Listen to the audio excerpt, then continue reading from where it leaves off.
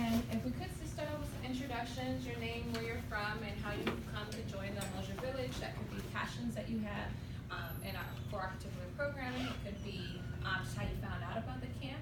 But it's always nice to know who's in the room. And I'm gonna go last. I'll go first. My name is Rosalind.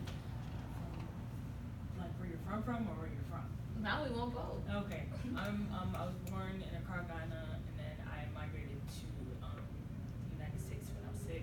I currently live in Brooklyn Park, and I am a second-year psychology major, and I'm planning to be a clinical psychologist and open up my own nonprofit one day to give resources to families who come from low and diverse backgrounds in regards to mental health resources. Okay, well, my name is Deanna, and I also work for Masonic Homes. I work in nursing. I've been doing that for about, I'll say about 19 years. I've been doing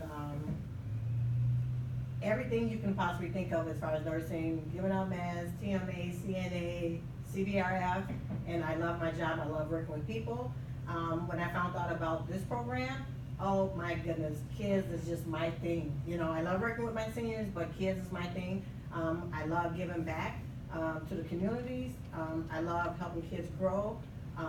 That's my compassion. I mean, because the kids is our tomorrow. So whatever we teach them and they leave, and whatever they took home, it's from us, and we need them because they would be most likely have some part to do with our lives, you know? So we have to teach them well. And I heard about this program from my future daughter-in-law. She was telling me about it, and I was like, oh my goodness, if you guys ever need my help, please let me know. I would love to just help you guys out with the kids. And I'm from Chicago. I was born and raised there. I moved here straight from school when I was about 19 years old. Have my 2 kids here. And again, for me, just working with kids, families, people. I'm an all people's person, and I love it. That keeps my day going. Can you mention about your daycare provider? Oh, I'm sorry. And I was a daycare provider. I had 2 daycares for about 19, 20 years, you know, and it was very successful. We were in the newspaper. We were the best daycare in St. Paul. We did tours. I also worked for the county. You know, the county sent me adopted kids. I mean, you know, just to kind of sit and wait until the family comes to my child care to meet them. And again, 24-hour daycare. I mean, I loved it. I mean, that was my passion. And no one ever got hurt. All the kids grew up there until we had to put them out because they were 12 years old. There's nothing else we can do for you. But it was just, I mean, again, I love working with kids. It's like my total compassion. And I mean, what a joy. I mean, what a joy. So. And I just have to say this, during introductions, I'm always interested in how people show up, because everyone in this room has amazing stories. When then people are like, hey, my name is Bob, I'm from Chicago, bye. But like, it's like, low-key, this person's a motivational speaker or whatever. So don't feel like you're constrained on time. And then I just also want to give you an opportunity. Do you want to talk more about how you are coming to join the UMOJA Village? One of my old supervisors that I used to work with for a internship program recommended me to it. She sent me an email, and I sent it out to all my networks. I'm like, did you guys email? And so I've been trying to get people to email and get back, but yeah, that's how I got. Nice. You want me to go next? Sure. Okay. Hi everyone, I'm Dante Curtis. I am originally from Houston, Texas. I live in St. Paul now by way of college. I went to Gustavus. What do I do now? So currently I'm the CEO of Kitchen Consulting. I own it, and I do motivational speaking, training, workshops on diversity, equity, inclusion work, as well as consulting and curriculum design and all that good stuff. I found out about UMOJA through Locus, so it's a person of color group on Facebook for nonprofit professionals. I do not work directly with a nonprofit, but I work with a lot of nonprofits, so that's why I'm in the group through my consulting work. And then it really drawn to me because I am adopted, and I recently actually reconnected with my biological parents last year, and so after 26 years of never knowing them, and so yeah, when I saw this, I was like, this is perfect. It's me when I was 12, 13, 14, or 5 or 6, however old the children are. So I'm excited to be able to share this experience. Let's go. Mm. Yeah.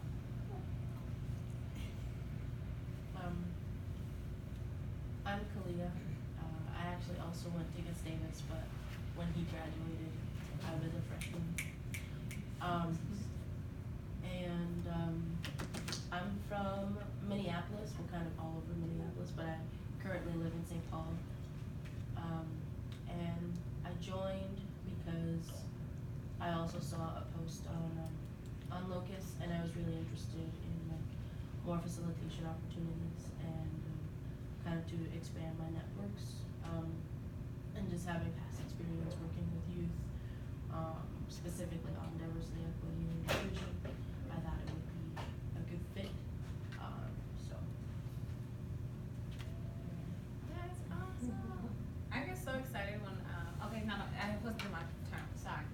Alright, my name is Melissa Klima. I am originally from Minnesota. And how I came to join the UMOJA Village is I found out about the program through post, and was like, that seems up my alley.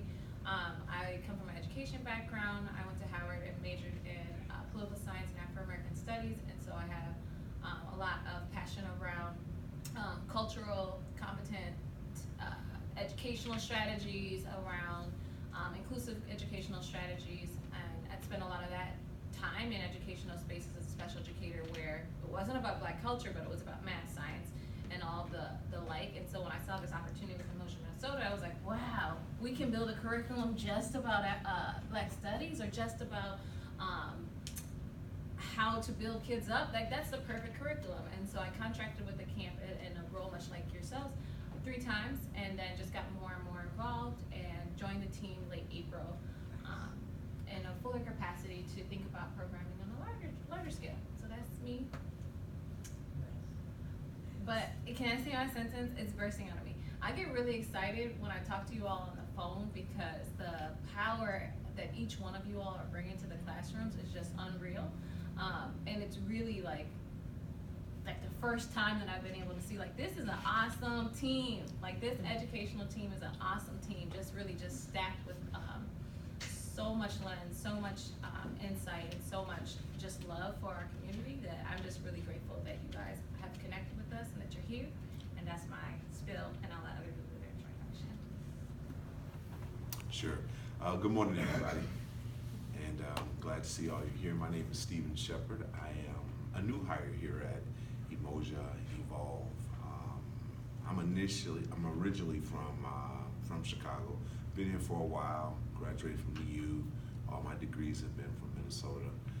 I joined the UMOJA Village because my joy and passion for children, for championing for children, and just love of people. And then this is yet an additional scenario in which I can come and be of service. And so I started by being a lead teacher about a year ago, coming this January, I think it is, and have had some very soft connections still along the way. And again, like I said, I'm a new hire as of the 23rd. Oh, really? Yeah, so Congratulations. thank you. It is a pleasure. We are blessed. I'm blessed. Glad to see you all here this morning. I'm Jackie Craig. I grew up in Wisconsin, very rural Wisconsin, and I've been living in the Twin Cities for over 20 years. I'm here because I'm really excited about what we're doing, and this is my passion. Family reunification and keeping families together whenever possible is a huge passion of mine, and whenever, for whatever reason out of our control, that doesn't happen, I love that there are places and people who stay connected and work to make sure children know who they are. So I'm really excited about that. I work here at Evolve. I've been here just about 4 years. Previous to that, an activist in education, in different work around the Twin Cities. So such a joy to see you all. Champion for things that are right. Hi. Just as everyone understands. Like everyone in here is fly. Everyone who's signed up is just like, wow, I can't believe you're part of our village. But that's gonna add to our energy this camp weekend. And that's really how our camp exists.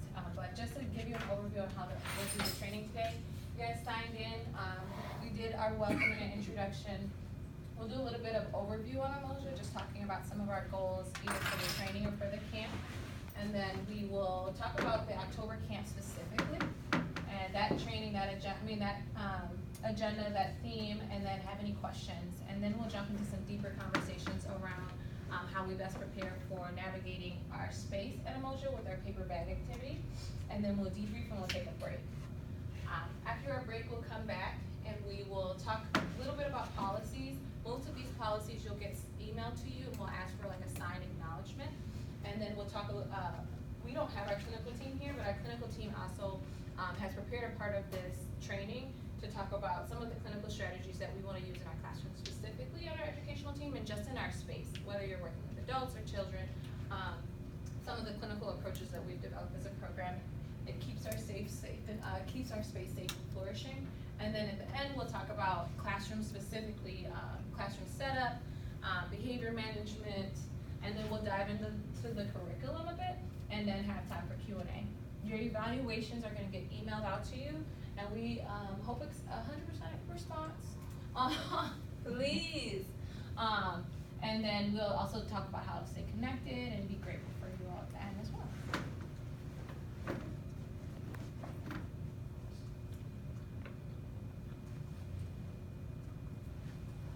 Okay, so one thing to mention about the training, UMOJA, we'll talk about kind of the onus of the UMOJA, but this is our second round of the training, which is why I'm begging for feedback.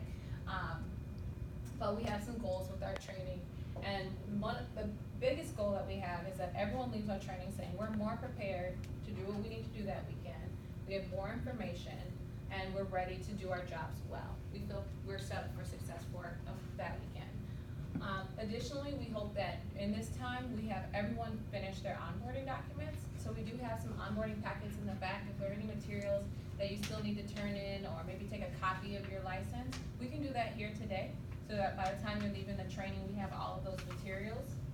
And then our other hope is just about that deadline. We want to get everyone through this onboarding process at least 7 days prior to the camp, which is a big goal for us, just for, in relationship to our beginnings, but it is very achievable. And that's one point of gratitude that I have for you all just coming today. You guys are the second training, so you guys are the front runners in this, and I really appreciate you being here. Evaluation form will go out, and you'll report on whether or not you gain new knowledge and information for your role. Done not done checklist is something that I keep, and that's how I keep track of whether or not we have your onboarding materials. By the end of your scheduled training, that's harsh. Some of you feel like I don't want to do it today. Just by the end of today, we hope that at least 85% of people are able to say, I've turned in my onboarding documents by the end of their training. And then for the training, we just track attendance to see that everyone's gone through. So this is really the process. You apply, then you onboard, that's this. Then you onboard, that's the packet. Then you train, that's this.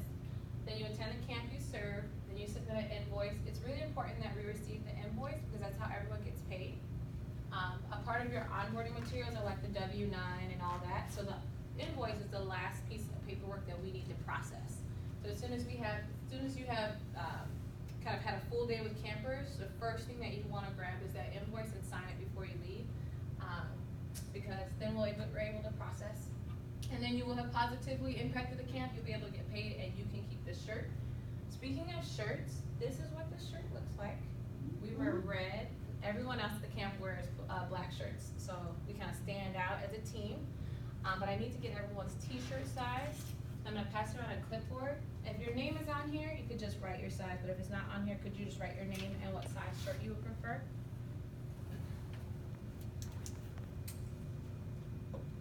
So now, with the t-shirts that we have, because I have mine. Oh yeah, but you gave yours back. No, I switched the size. Oh, okay. I saw a bag that said Deanna shirt, but Yeah, okay. Yeah, I switched the size to a different size. You can have that shirt, or you can say, hey, you owe me a new one because I'm coming again, but Nice, okay. whichever you prefer, yeah. Alright. I have two. So we're okay with that. Are there any questions that I can answer just about the onboarding materials or the onboarding process? Want to do introduction? Sure. Welcome. Welcome. So this is like name, where you're from, and how you got connected. Well, my name is Jan Eor, from Brooklyn Park,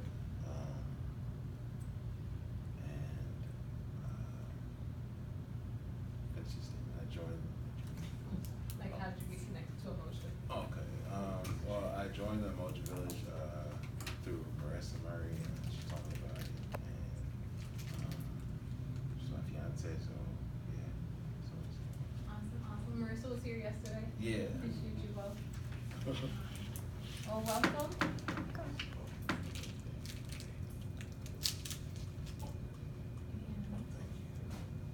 gonna jump into a bit of an overview. So really, at its core, Emotion is a program that we seek to provide transracial, adoptive, foster, and relative kin families with a support to strengthen their family units. And we do that particularly to transracial families who are adopting, fostering, or find themselves in connection with African American youth. Because our program really wants to support our families to maintain relationships in their specific kind of group and in their specific experience, to be able to navigate some of the critical conversations that they're gonna need and some of the specific programming that they're gonna need to really feel empowered to empower their children to reach their full potential. We offer both adult and youth specific programming in a weekend-long experience. So kind of how our camp works is we do it 3 times a year, and we have a big old camp where the whole family gets to come. And when the whole family gets to come, we have the kids doing youth-specific programming, which is why we need the classroom facilitators and the educational team. And then we also have the adults having breakout sessions during that time. And sometimes throughout the day, the family and the youth will have an activity that they do together as well. So I say that also to mention that if you're starting off in the educational team, please know that doesn't have to be your stopping point. We have classroom facilitators who also are vendors. We have classroom facilitators who also say, I'm connected with this organization. I want to come to your open house and table before I go into a classroom. So as we discuss the weekend, we really hope that to give you a full overview of all things Emoja. Because one thing that happens on the educational team is once you're with kids all day, it's harder to see that. Please do ask questions. If you have any questions on the rest of the program, we'll talk more about it. Does anyone know what this is? Yeah. You're the first person to ever answer, like as a training participant. Do you want to speak a bit about what this example? You have to control the spot. It's an African kind of acknowledgement that to go back and get. So knowing that like the past is important. So you got to go back and remember your past to move forward to the future. Yeah, I was gonna say, as a Ghanaian, Yeah, as a Ghan- yeah, means like, like go back and get, so like what he said, like giving back, and that's. I'm just like Steve. I'll be remiss not to let you talk about Sankofa. Oh, no. Okay. I think they hit it on the nail. Yeah, you guys did, and I'm just like, wow, That's good. no one has ever answered this. But yeah, an icon symbol. Yeah. Just a quick question, so now what was the name that you said? Sankofa. Okay, I'm just writing notes, because that's really interesting. But as a program, we try to adhere to Sankofa, just in the ethos that we understand that it's really important to know who you are and where you come from in order to know where it is you want to go. Not just on an individual level, but also on a programmatic level. And so we do look back into the program in its beginnings to inform how we want to develop going forward. And then in addition, a lot of our programming is on instilling our youth with lessons and awareness around their history and their identities so that they can dream big about where it is that they're going. But we believe in roots. Speaking of roots, our program actually started in 2012, and it started from an Evolve employee. Is this her? Her name is Elisa.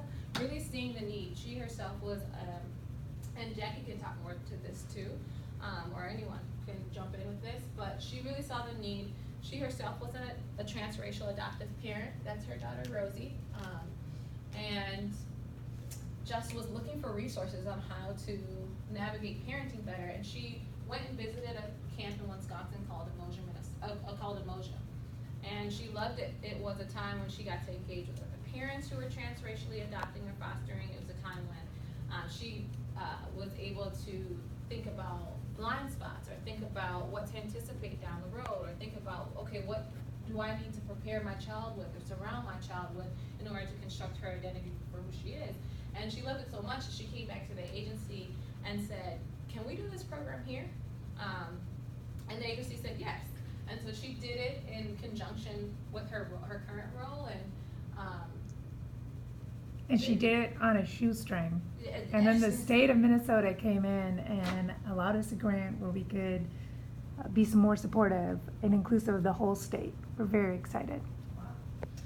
I mean, not to even like that's 4 years that they did this pre-funding. And so really from her thought that, man, I didn't just need this, there's need in the world. She was able to plant this seed that was supported by DHS in 2016 and allows us to increase our camp to 50 families 3 times a year. So this is a picture of the first camp in 2016. But to go from this to this and put that in perspective, at our October camp we are expecting about 232 people. Shameless plug, if anyone knows a photographer, I don't know how we're gonna get a group photo of you.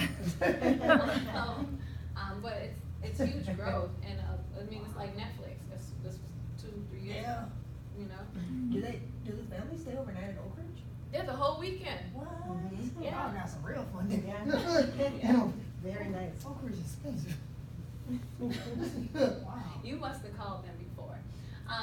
So our present village is we still have our same target population. We still are serving diverse families. We still have campers and their families coming out for the weekend. A bit about our campers are all ages. So birth through 18 are with us that weekend. And yeah, many months there. But then also a note on our families are very diverse. And so once you hear transracial, foster, or adoptive relative kin families, sometimes people are like, oh, that's already a small group. No, we're not a monolith. We're very diverse. This is a family that they are returners to UMOJA, and they really represent us in a lot of ways, but they have represented us on the newspaper to represent our program, but they also are representative in that they we're an inclusive community, that they feel that even though they were in like kind of a non-traditional family, they are 2 gay partners who have adopted and fostered youth of diverse needs, of diverse ages, and they're really reflective to me of our diversity of families. Our families are different structures, our families are different connections. Some of our families are aunts and grandmas, some of our families are partners who chose to foster together or adopt together, and then our youth are all ages of all different needs and tones. And so this family represented us in the Star Tribune, one of the newspapers. I seen that, and one of the kids was in my class. Yeah. I seen that, I was like, oh my goodness, no, the first one. This guy? Yeah. He was- I'm gonna talk about the lower school in a minute. But no, this family is this is what UMOJA is about. The whole family comes out and feels loved on, so they come back and then come back. And then they're willing to sit in their home wearing your t-shirts and talk about your program to the group. That's just amazing. Another part of UMOJA is our intentional community that we try to build. So not just do we have our families and our youth and our contracted team, but we also invite community organizations, community resources, and as well just community speakers and guests to come out to that weekend. And the way that we do that is kind of threefold. We have an open house that first night when families register. You are welcome to, we are welcome to join for that open house. And then Saturday, and so during that open house, resource fair, fun activities, like there's a character artist coming out, but then there's also some counselors and some adult transracial adoptees who are gonna have a session and talk to parents about their experience. So a little bit of everything, and then we have dinner, and then the next day we have speakers and guests come in to also infuse programming. So we build community in a lot of ways. We're looking to build community more. So let us know if you're connected to organizations that you think would really love on our community or be a great addition. This picture is Heart and Soul Drumming Academy, who in the beginning, and a few years back, they came out and did drumming lessons with the kids. to expose them to that culturally immersive experience. Are there any questions I can answer about the village? So this is a look at our different types of families, if you will. We have foster adoptive, kinship, foster pre-adoptive, so these are placement families, domestic infant adoption, and international adoption designated. And as you can see over the years, this has changed for our camp. In our first initial funded program in 2016, we really were at a majority having a domestic infant adoptive family being the profile of families that was attending, with about, I think 8% of that, or this is up to 8, being foster care adoptive. So these were kids who were placed in the home through foster care, but then adopted by the families that they were placed in. And then as we go, you see some more colors getting in there. And so in 2018, we saw relative kin families coming, and then we also saw an increase of Minnesota foster pre-adoptive.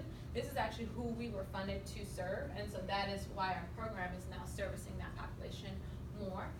But these are families who are fostering maybe on a long term, but maybe on a short term, African American youth in their home, and they're coming to our programming to say, give us the tools or give us the community so we can do that.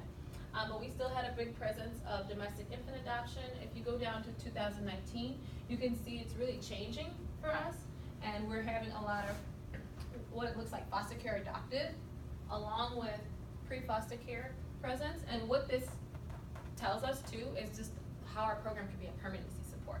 So how these placements can be strengthened by coming into our programming. And then we also have international adoption. So we have youth now from Ethiopia, and we have another youth from, I think they're both from Ethiopia. They were internationally adopted by their family, and their family is coming to the camp. So we've really expanded our family type, if you will, and increased our diversity. These are the dynamics of our campers. And this is just kind of to dispel. I'm letting you guys process. I was like, people are reading, stop talking to them. So this color is black, this color is white, this is Native American, this is Hispanic, and this is Asian. So our camps have really gotten more diverse with our campers, and we like to point out the diversity because we do invite the whole family. And so we have youth with siblings. Their siblings are welcome into our classrooms. Our classrooms are not like all black kids. Our classrooms are reflective of the family. And so this is where we currently are at for our last camp. And we expect to stay here. We expect to stay pretty constant in having this diversity in the classroom. These are our parents. And we can see a huge increase in the diversity of parents. In fact, our first parent yesterday, she's actually joining the educational team on the operations side. And I had to check in with her and say, I think this is you. And it was. She was the first African-American parent to attend the camp, because I think transracial needed to be interpreted as to what our programming was. And as we developed, now people are realizing the value of our program kind of across the board. And so this is us in June. This is us at the start of things. And this is when I'm supposed to, so our theme for October is music. And does anyone want to read this out loud? One brave person. Musical influencers within African American history. Campers will explore musicians of diverse backgrounds and genres who create music for causes of uplift within African American history and present day.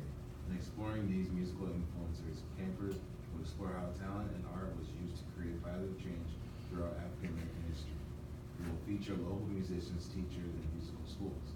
Campers will create showcase, perform musical pieces they learn during the weekend.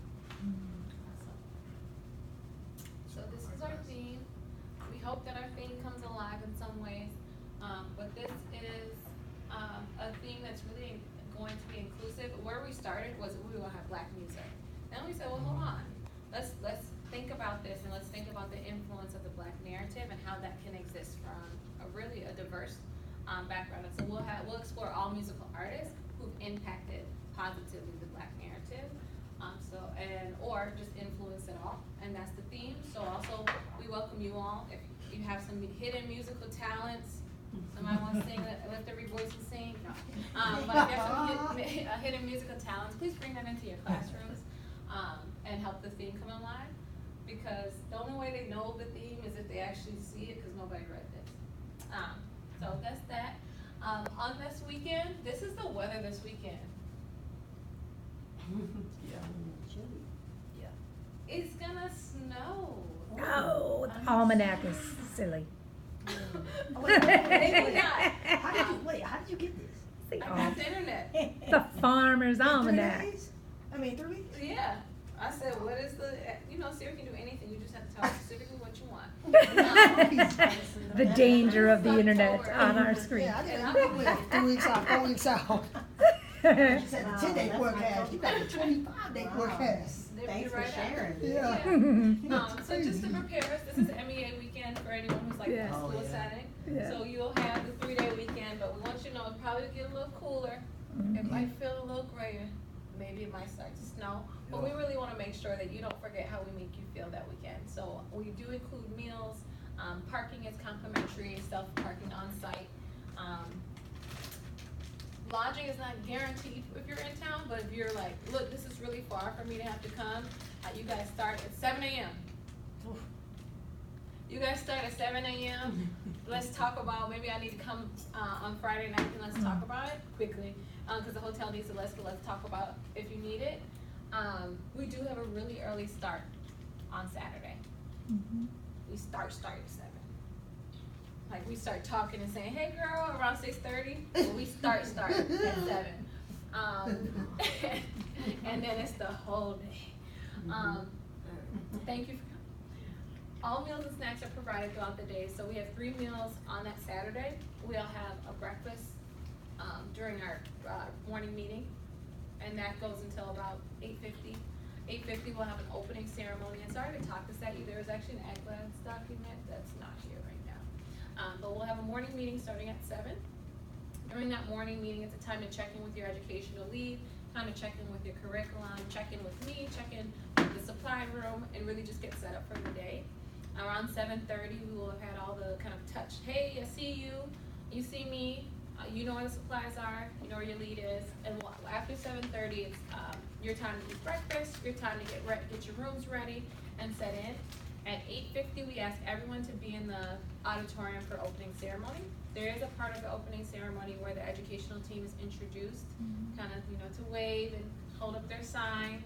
And then you will go back to your classrooms, and families have to sign in and sign out their campers. So right after opening ceremony, the educational team will hey, this is me. You see me with the blue sign? I'll be in the room, and then families will come to your room and sign their campers in. From 9:45 to 11:45, you'll be in classes, and then from 11:45 to 12, families will come back for a transition to sign their campers out for lunch. During lunch, you all have I'm hoping to get you guys a 2-hour break, but you have at least a 1-hour break for lunch. Lunch is completely on your own, and we are hoping to do actually a family activity to make it from 12 to 2 that you guys are on break. It's a long day, especially for some of our younger rooms to be there from 7 to 5. So we're hoping to build in a break. Yeah. And so by on your own, it means the food's there, right? But you are free to just chill, right? Yes. Yeah. Yeah, so the food's there, lunch is provided for everyone. And then also by your classrooms are little pods of snacks. So there's a freezer there, there's drinks, it's Oak Ridge, got it. And in your follow-up emails, you all have a link to Oak Ridge's direct site, so you can see what's in your room. I can tell you got a Keurig, Bath and Body Works, the Spearmint Eucalyptus lotion. They're not playing around. Okay, so they do treat us nice. But if you have any questions more on Oak Ridge, you just click that link and it'll take you to the site. Are there any questions just on location? Oh, just on location? Or no, just on any. 2 things, if kids have allergies, will we know? Yes, good question. Thank you for.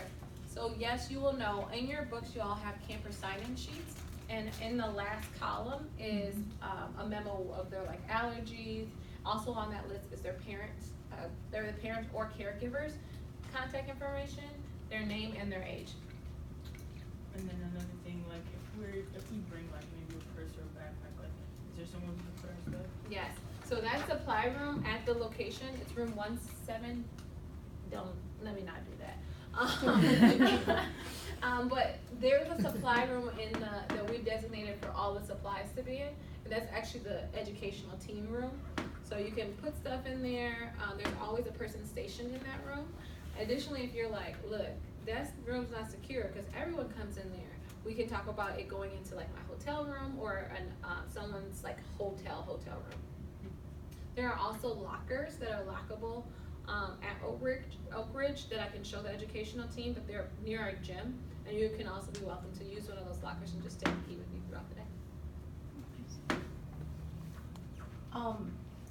So I guess I have sort of a musical background, but not really, but more so in the arts and like theater. Yeah. Like, can I Yes. incorporate some of those things? I'm happy that you asked that. So everyone gets a curriculum, and that's kind of our way of saying, we're asking you to kind of set up shop and go with kids. And so we wanna prepare you and give you a curriculum to start off with, but we also know that our educational team is fire, and so we welcome you to do some renditions, to do some remixes.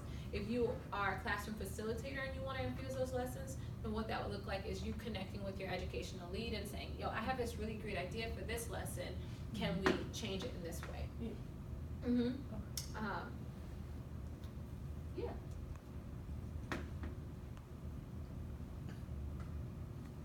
You gotta look everyone in their eyes just to make sure there's no more questions. No questions? I'm sure you gonna get into this, but how many people are in a classroom at once? So you got the educational lead, and then who else? Yes.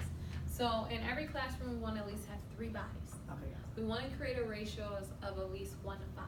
So everything is really driven by the amount of campers. And where is your document? Because it has the numbers, but I can rattle the numbers off top.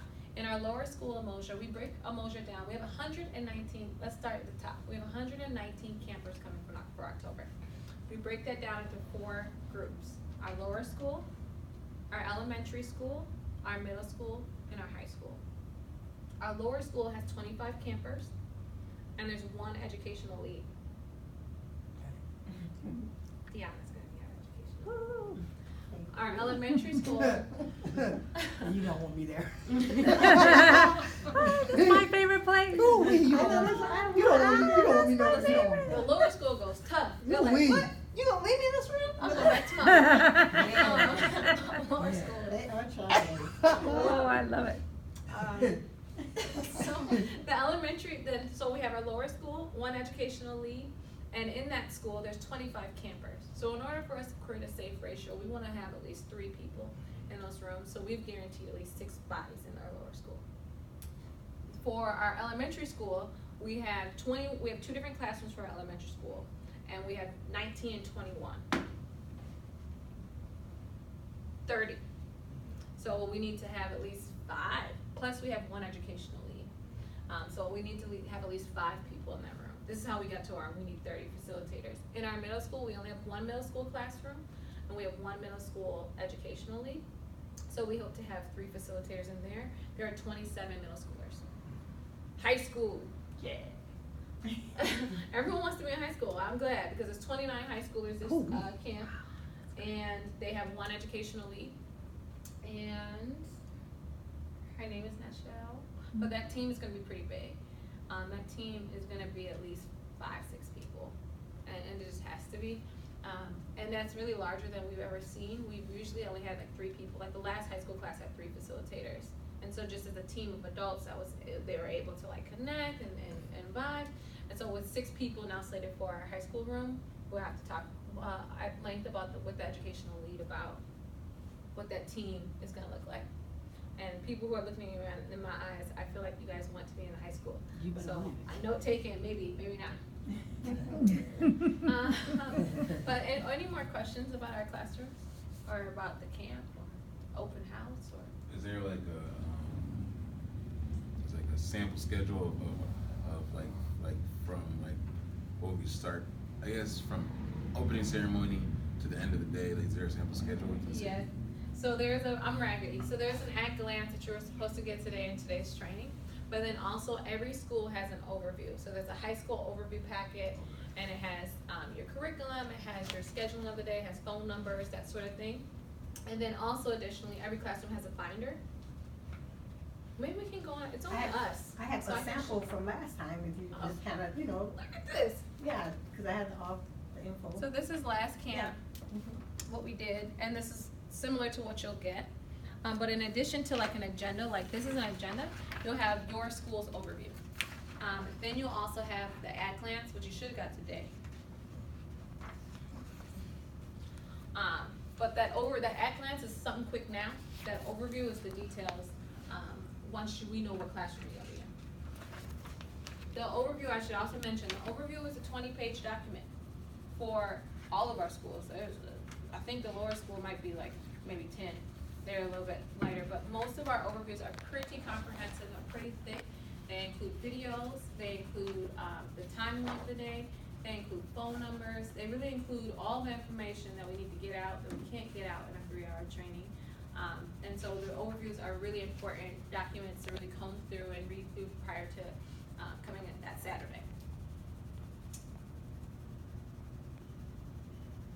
All right, so we want to answer the question for ourselves, why UMOJA? Like, why do you guys need this program?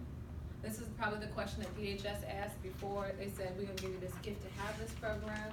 But why do you need that? Why do you need a camp for transracial families adopting Black youth in Minnesota? Why is that necessary? Why is that important? And why is that relevant? And so we wanna answer that question for ourselves. So I'm gonna stop talking, but for like 30 seconds, if you wanna like get your thoughts in order, then we'll just share out why we think UMOJA is a valuable program or a necessary or important program to have.